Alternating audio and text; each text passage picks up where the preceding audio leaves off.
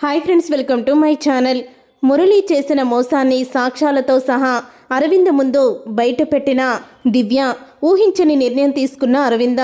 నిజంగానే మురళి మోసాన్ని దివ్యే అందరి ముందు బయట పెట్టబోతుందా? అరవింద మురళి మోసాన్ని తెలుసుకొని ఎటువంటి నిర్ణయం తీసుకోబోతుంది, అసలు ఏం జరగబోతుంది అనేది ఈ వీడియోలో తెలుసుకుందాం. అందరూ పిక్నిక్ అయితే ఎంతో సరదాగా సంబరంగా వెళ్తారు.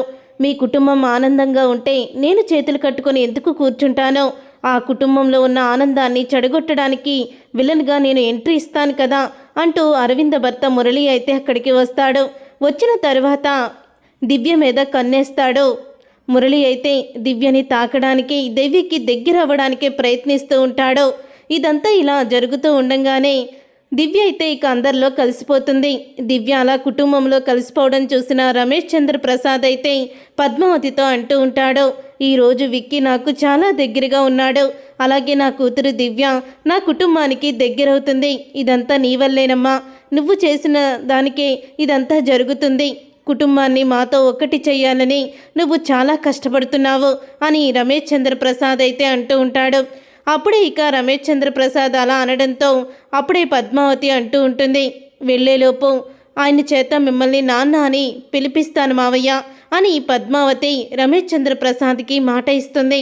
ఇక ఇదంతా ఇలా జరుగుతూ ఉండగానే దివ్య పిల్లలతో కలిసి ఫుట్బాల్ ఆడుకుంటూ ఉంటుంది.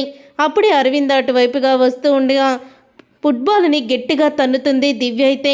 దాంతో అటుగా వెళ్తున్న అరవింద కడుపుకి తగలబోతుండగా పద్మావతి అయితే అడ్డుగా నిలుస్తుంది. ఇక పద్మావతి కడుపుకి ఆ బాల్ తగులుతుంది. దాంతో అమ్మ అంటూ పద్మావతి ఒక్కసారే కింద పడిపోతుంది. అప్పుడే వదిన మీకేం కాలేదు కదా అని పద్మావతి అయితే అంత బాధలో కూడా అరవింద్కి ఏం కాలేదు కదా అని అడుగుతూ ఉంటుంది.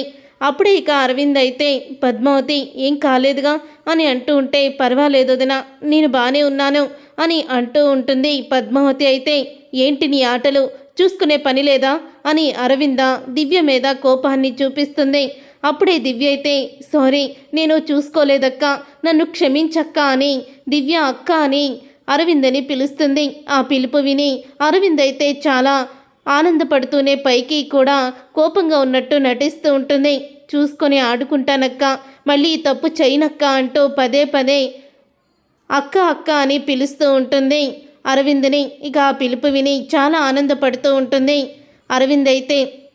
అప్పుడే ఇక దివ్య అయితే అరవింద్ దగ్గరికి వచ్చి, నన్ను క్షమించక్క, పద్మావతి వదిన అడ్డు వచ్చింది కాబట్టి సరిపోయింది, లేకపోతే ఈరోజు నేను జన్మలో మర్చిపోలేని తప్పు చేసేదాన్ని. ఈ బాల్ని కడుపుకి తగులుంటే అమ్మో తలుచుకుంటేనే చాలా భయంగా ఉందక్క అని దివ్య అంటూ ఉంటుంది. నువ్వు ఇలా అక్క అని పిలుస్తుంటే నాలో ఏదో తెలియని అనుభూతి కలుగుతుంది దివ్య అని అంటూ ఉంటుంది. అరవింద్ అయితే తప్పు చేసింది మీ తండ్రి కానీ నువ్వు కాదు కదా, నువ్వు నాతో ఎప్పుడూ కూడా ఫ్రెండ్లీగానే మాట్లాడో అని అరవింద మొత్తానికి ఇక దివ్యని తన చెల్లెలిగా ఒప్పుకొని తనని అక్క అని కూడా పిలవమని చెప్తూ ఉంటుంది. ఇదంతా చూసిన మురళి అయితే మొత్తానికి దివ్యని చెల్లెలిగా ఒప్పుకుందా ఈ అరవింద. కానీ ఈ పద్మావతి నా చేయి జారిపోయాక నా జీవితంలోకి ఎవరొస్తారులే అనుకున్నాను, మొత్తానికి దివ్య వచ్చిందనమాట. దివ్య నాకు ఎలాగో వరుస అయినదే, దీన్ని లైన్లో పెట్టి ఎలాగైనా సరే నేను దివ్యని నా సొంతం చేసుకుంటాను అని అంటూ ఉంటాడు మురళి అయితే. అప్పుడే ఇక అటువైపుగా పద్మావతి అయితే వస్తూ ఉంటుంది. ఈ మురళి దివ్యతో చాలా చనువుగా ఉంటున్నాడు. వీడు నిజస్వరూపం తెలియక పాపం దివ్య కూడా వీడిని ఎంతగానో నమ్ముతుంది అని పద్మావతి అనుకుంటూ ఉంటుంది. తర్వాత పద్మావతి దివ్యని కలుస్తుంది. దివ్యని కలిసి దివ్యతో అంటూ ఉంటుంది, చూడమ్మా దివ్య, నేను నీకు చెప్పేంత పెద్దదాన్నేం కాదు, కానీ నీకు కొన్ని విషయాలు తెలియాలి. ఇప్పటి వరకు నాన్నే లోకం నాన్నే ప్రపంచంగా బ్రతికావు, కానీ కొన్ని విషయాల్లో చాలా జాగ్రత్తగా ఉండాలి అని పద్మావతి అయితే అంటూ ఉంటుంది. మీరేం చెప్తున్నారు, నాకేం అర్థం కావటం లేదు వదినా అని అంటూ ఉంటుంది. దివ్య అయితే నువ్వు మురళితో చాలా చనువుగా ఉంటున్నావు, వాడు అసలు కూడా మంచివాడు కాదు, వాడు ఎలాంటి వాడంటే అని అంటూ మురళి నిజస్వరూపం మొత్తాన్ని కూడా బయట పెట్టేస్తుంది పద్మావతి అయితే. ఇక బయట పెట్టేయడంతో ఒక్కసారి పద్మావతి చెప్పిన విషయాలను తెలుసుకొని షాక్ అయిపోతూ ఉంటుంది దివ్య. మా బావ ఇంత దుర్మార్గుడా, కానీ నా గురించి ఏదో గొప్పగా ఆలోచిస్తున్నాడేమో అనుకొని నేను కూడా చాలా నమ్మాను కదా వాణ్ణి అని అనుకుంటూ ఉంటుంది దివ్య. ఈ విషయం తెలియని అరవింద వదిన వాడిని దేవుడు అనుకుంటుంది.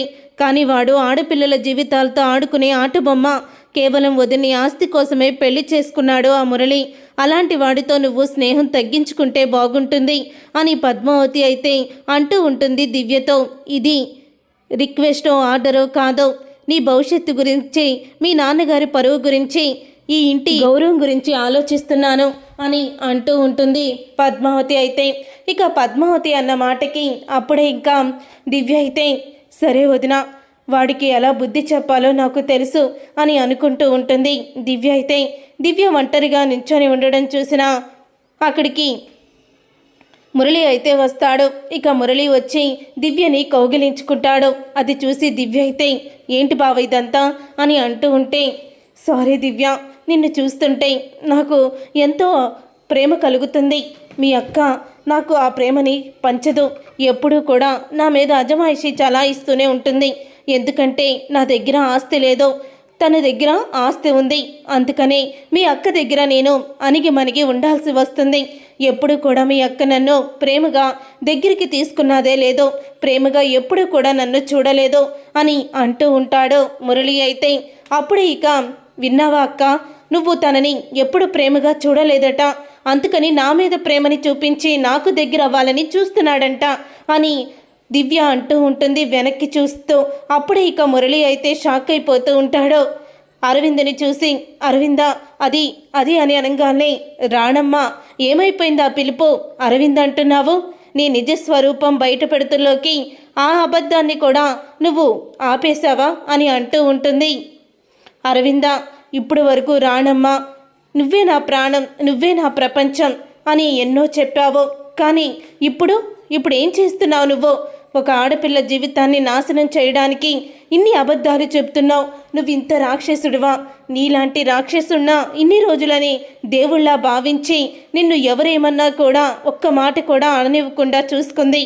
ఆ రోజు విక్కీ చెప్తూనే ఉన్నాడు, వీడు ఆడపిల్లల జీవితాలతో ఆడుకునేవాడు, అక్క వీడిని నమ్మకూడదు అని ఆ రోజు కళ్యాణ్ పెళ్ళికి వెళ్ళినప్పుడు చెప్పాడు. కానీ నేనే తనని అపార్థం చేసుకొని వాణ్ణి కొట్టాను కూడా. ఇప్పుడు అర్థమవుతుంది, నా తమ్ముడు కేవలం నీ నిజస్వరూపాన్ని నాకు చెప్పకపోవడానికి కారణం నా కడుపులోని బిడ్డ. నా కడుపులోకి బిడ్డ నాకు ఏమవుతుందని నా కుటుంబం మొత్తం కూడా ఆలోచించి నీ నిజస్వరూపాన్ని బయట పెట్టలేదురా అంటూ మురళి చంప పగలగొట్టి ఈ రోజు నుంచి నా దృష్టిలో నువ్వు చచ్చిపోయావంటూ ఊహించని నిర్ణయం తీసుకుంటుంది అరవింద్ అయితే. చూసారుగా ఫ్రెండ్స్, రాబోయే కథలో ఖచ్చితంగా ఇలాగే జరగబోతుంది. మరి ఇలాగే జరగాలని మీరైతే కోరుకుంటున్నారా? అయితే వీడియోని తప్పకుండా లైక్ చేయండి, షేర్ చేయండి, కామెంట్ చేయండి. నువ్వు నేను ప్రేమ సీరియల్ అప్కమింగ్ ఎపిసోడ్స్ని టీవీలో కన్నా ముందుగా చూడాలనుకుంటున్నారా?